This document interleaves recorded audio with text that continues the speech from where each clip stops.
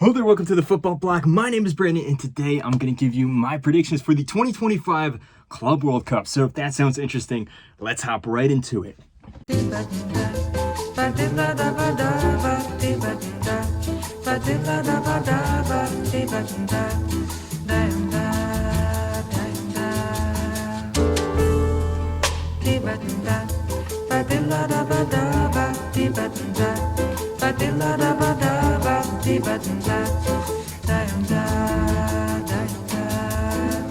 Eu quis amar, mas tive medo e quis salvar.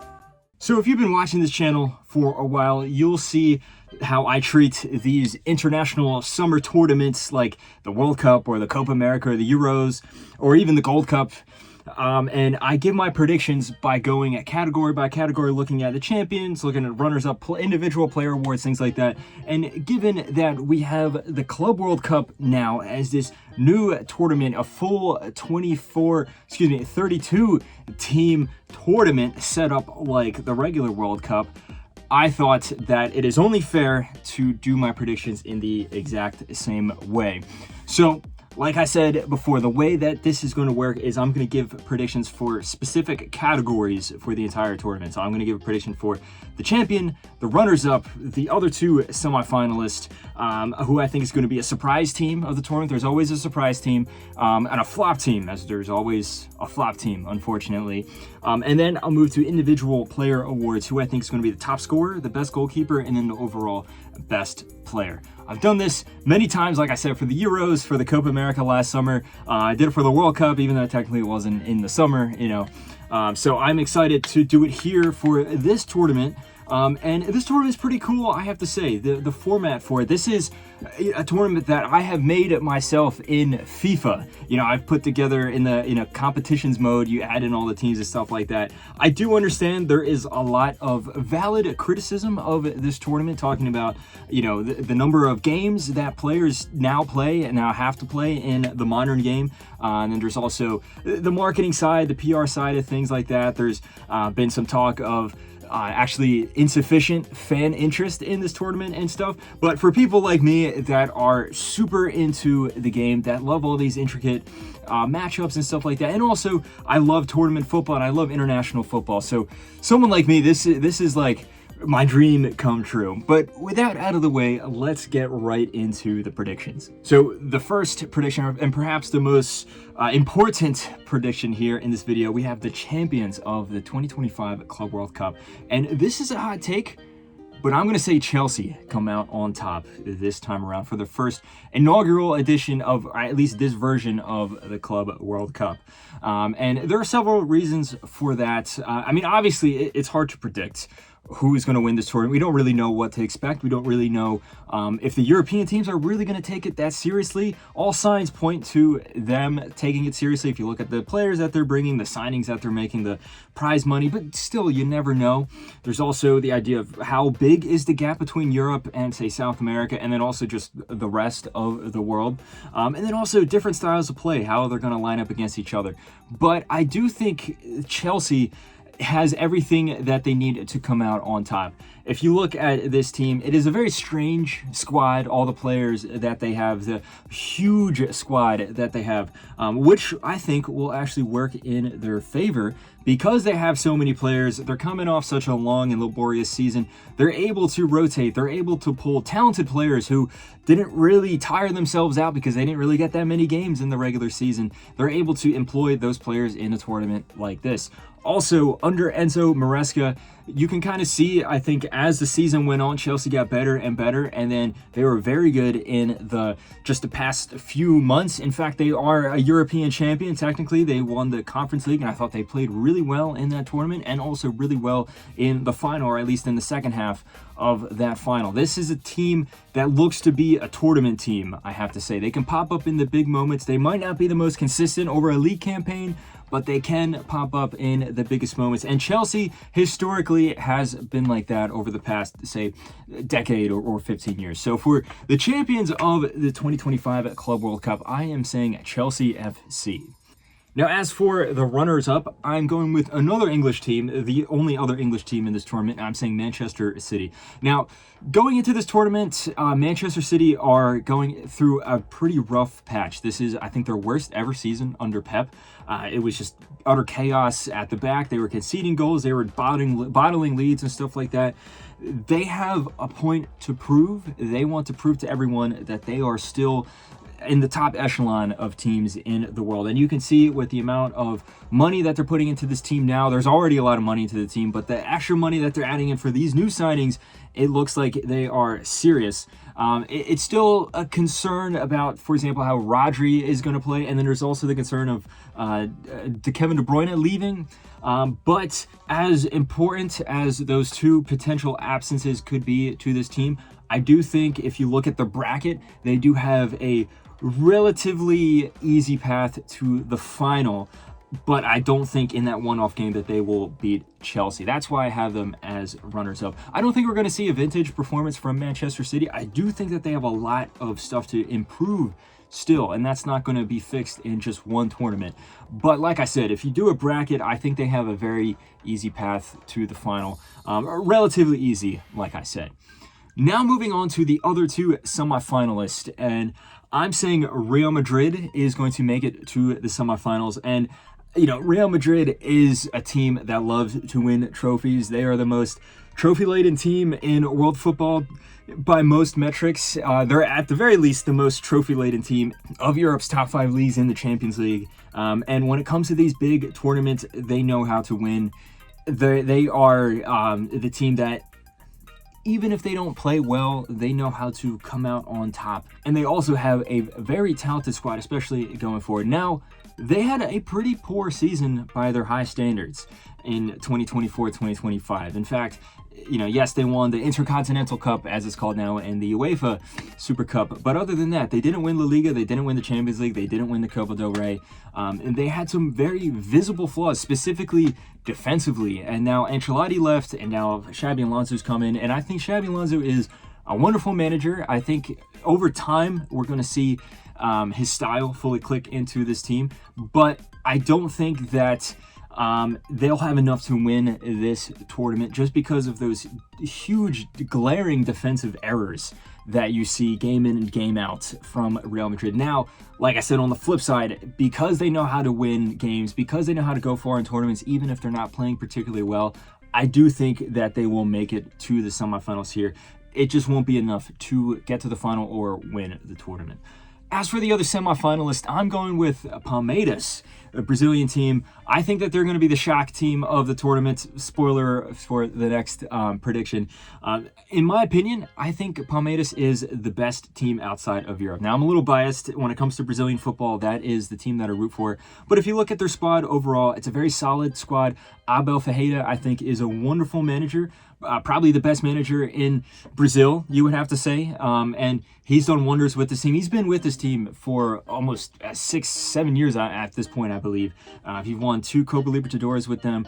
They play a very pragmatic defensive style, which I think favors tournaments like this. It might not be the prettiest football to watch, but it gets you results. And Palmeiras is also in, I would say, a good group for them, which should build them with confidence, as I think they will rack up a few wins and then they will go far in the tournament all the way to the semifinals. I do think that they will pull up with a few huge upsets along the way.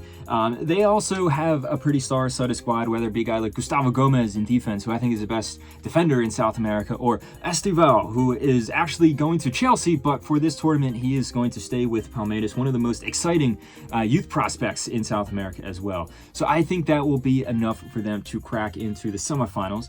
Now, speaking of shock teams, the first one I'm going to go with is for Palmeiras for all the reasons that I said before. Like I said, a very good manager, a style of play that suits tournament football, and then also a very star-studded squad.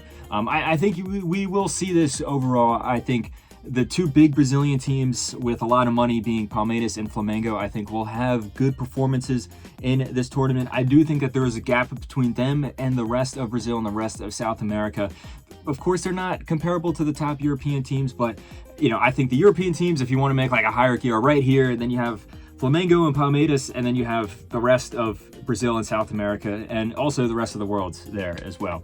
As for the next surprise team, funnily enough, I'm going to go with another South American team that is not Flamengo, though, and I'm saying River Plate. I think River Plate have a favorable group, and then I think that they will have a good path to the knockout rounds as well. And River Plate has had a poor 2 years, you have to say, but I think they have successfully bounced back. Marcelo Gallardo is back in charge. Arguably the best manager in all of South America. He has won more trophies for River Plate than any manager in their long and illustrious history, including 2 Copa Libertadores as well.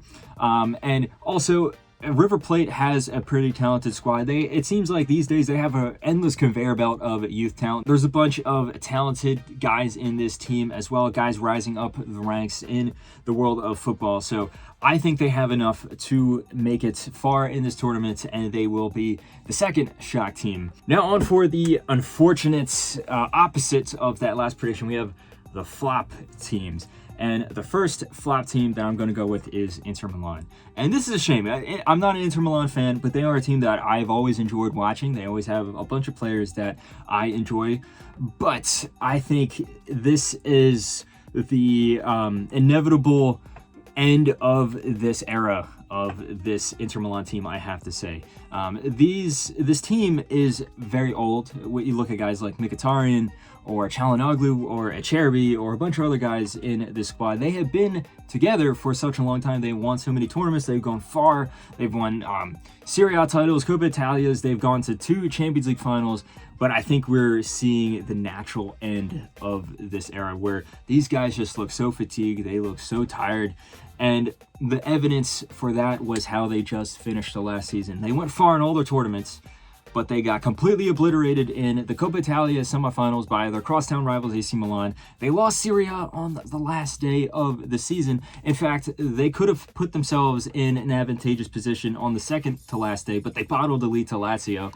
And then, most egregiously, in the Champions League final, which they worked so hard to get to, they got completely obliterated by PSG 5-0 in the final, the most one-sided Champions League final ever. And then Simone Inzaghi has now left and is going to Al Hilal, who, funnily enough, is also in this tournament. The spirits at this club have to be disastrously low. The team is tired. You can already see it as well in the past few months. Even though they are winning games, their performances weren't really that well.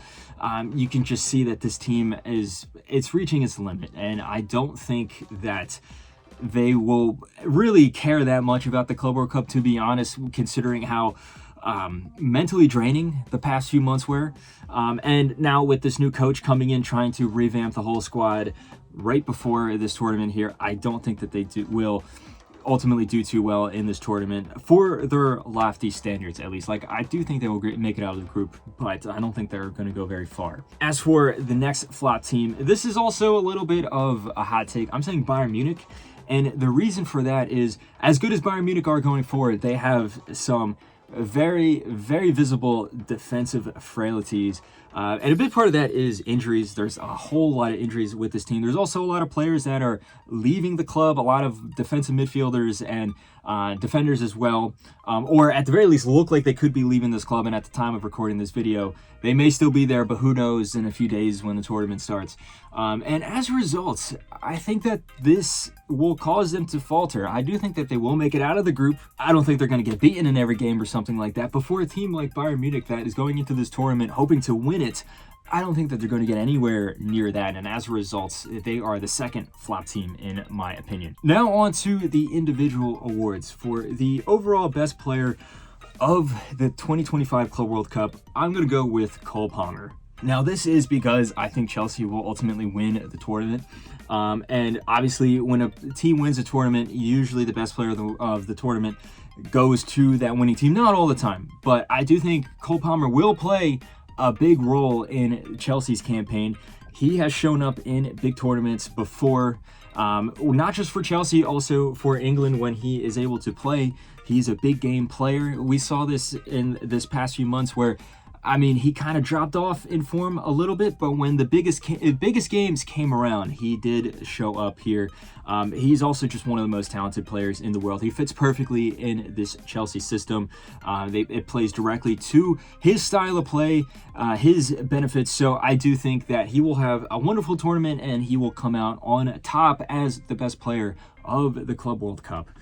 Now on for the top goal scorer, and usually how I judge this is I look at teams that play a very attractive attacking style, and then also I look for teams that play an attacking style, but also maybe going up against teams where they might not have the strongest defenses, so they might be able to rack up a few goals. And as a result, I'm going with Harry Kane for the top goal scorer of this Club World Cup.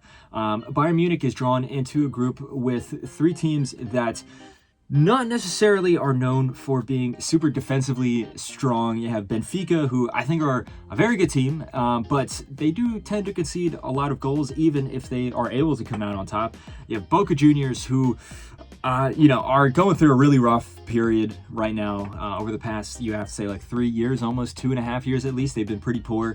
And then Auckland City, who is the only representative from Oceania. A lot of their team aren't even professional players, and when they're going up against a team like Bayern Munich, who have such an aggressive and high-pressing, intense style, I think it's going to be raining goals in this group, particularly from Harry Kane, who is one of the best, if not arguably the best striker in the world. He just came off another amazing season with Bayern Munich. I think that even though Bayern Munich may not do as well in this tournament because of their own defensive issues, I think Harry Kane in particular will be able to rack up the goals. Now on to the last individual prediction. We're going for the best goalkeeper of the tournament, and I'm going to go with Thibaut Courtois. Now, Thibaut Courtois is, if not the best goalkeeper in the world, at least in the top 3. And he is an essential part of this Real Madrid team. And like I said, I do think Real Madrid will make it to the semifinals. And I also think, though, that their defensive flaws will stop them from going any farther than that. But because they have such glaring defensive errors and flaws that can be exposed, I think Thibaut Courtois will be called into action on many occasions, giving him an opportunity to shine and giving him an opportunity to come out as the best goalkeeper of this tournament. So anyway, guys, let me know what you think of my predictions here. I dropped some hot takes. Feel free to let me know if you agree or you disagree in the comment section below. Let me know what your predictions are for this tournament, and also let me know what you think of this tournament. It's very controversial. A lot of people are looking forward to it, but also a lot of people, if not more people, are criticizing it. So let me know all your thoughts. Don't forget to like and subscribe. Share this video with a friend. Follow the Football Bloc on social media. But anyway, guys, my name is Brandon, and this has been the Football Bloc. I hope you have a nice rest of your night.